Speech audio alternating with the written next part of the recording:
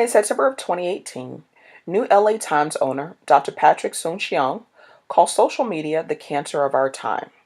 Soon-Shiong told CNBC that social media could have dangerous, long-term societal ramifications.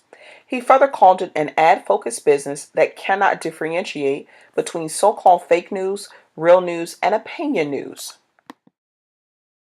Now here's how social media intertwines with my topic on the Central Park 5. On this past Friday, director Ava DuVernay released a docu-series entitled When They See Us. It was about 5 young teenagers, 4 being African American and 1 Latino, who were charged with the rape and attempted murder of a Central Park jogger in April of 1989. This case was a media frenzy as the boys were painted to be wild, reckless teens who had committed an atrocity against an innocent young jogger. The series looks at how the New York City police used coercive methods to get the then teens to admit guilt and confess to a crime they didn't commit. It wasn't until the real attacker, Matthias Reyes, confessed in 2002 and his DNA was matched to the scene of the crime, that the boys were exonerated and awarded a settlement by the city of New York. In the 48 hours since that docuseries has been released, a boycott has been initiated against the lead prosecutor in the case, Linda Fairstein. Fairstein is a New York Times bestseller, but attention is growing for book retailers such as Barnes and Nobles to boycott her books. This presentation will focus on how retailers such as Barnes and Nobles must apply Putnam's concept on social analysis if they are to strategically avoid the pitfalls of a public relations crisis. Johnson and Hackman describe coercive power as the ability to administer punishment or to give negative reinforcements. Examples of coercion range from reducing status, salary, and benefits to requiring others to do something they don't like. Based on the film, the officers were in such a panic to ensure that they were in control of the situation and ease the fears of the public that they pushed or pressured those young men into making false statements. The officers used tactics such as isolation, starvation, and threats as a means of coercion. What we also see is an overzealous prosecutor who makes it her mission to ensure the Central Park 5 were found guilty, even if the evidence never convicted nor found them to be the actual perpetrators. Now, despite an already incarcerated inmate confessing and being identified as the actual attacker, Fairstein has continued to push the narrative that she was right in her persecution of those boys and the real attacker was just a 6-man that never got caught.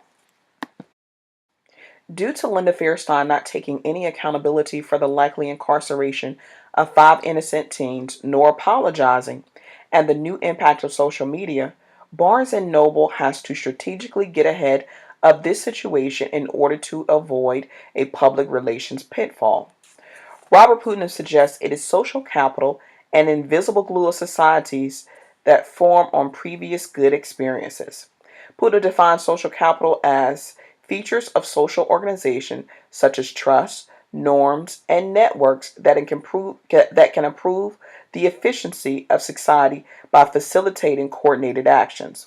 Barnes & Noble will have to operate in both bonding and bridging capital, but specifically bridging in order to ensure consumers that it is committed to an inclusive and equitable community despite its affiliation.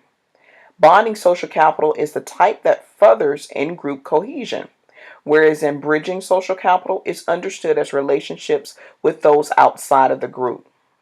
Bridging social capital is the kind that it is the most beneficial for a healthy but diverse society. It is difficult to create, however, and bridging social capital is like oil for groups and societies. It smooths relations between groups and individuals. Putnam's theories are important as they are able to explain the deeper meanings of relationships for not only individuals and organizations, but also society at large. In Putnam's view, the vitality of a community can be estimated based on its social interaction, and this can be seen to hold true for organizations as well. Social capital hence provides a framework for measuring both the valuable of intangible and tangible outcomes of public relations activities. Now, Barnes and Noble likely had no inclination that carrying the book of Linda Fairstein would lead to a boycott. Therefore, they will have to approach a resolution in a retroactive manner in this particular instance. Two ways that they can do that. One, focusing on their mission and their brand, and ensuring that they create a safe haven that allows for discussion and dialogue for patrons and customers to voice their opinion. One of the additional things they can do is either donate or commit to charitable organizations that aid with funding for those who are in underprivileged and minority communities. In conclusion, in order to prevent a public relations crisis led by social media, then retailers such as Barnes and Noble must apply Putin's social analysis. Consumers have to trust that the organization will do the right thing in this situation, even if they do not necessarily agree with their methods for getting there. If not handled correctly, the reputation of their brand and financial success could be on the line. So, do I agree with social media being a cancer? No, I think that would be a bit harsh. But I do believe it is a powerful enough tool that can alter or shape our perception about an organization. And because of that, we have to be careful of what is put out into the universe.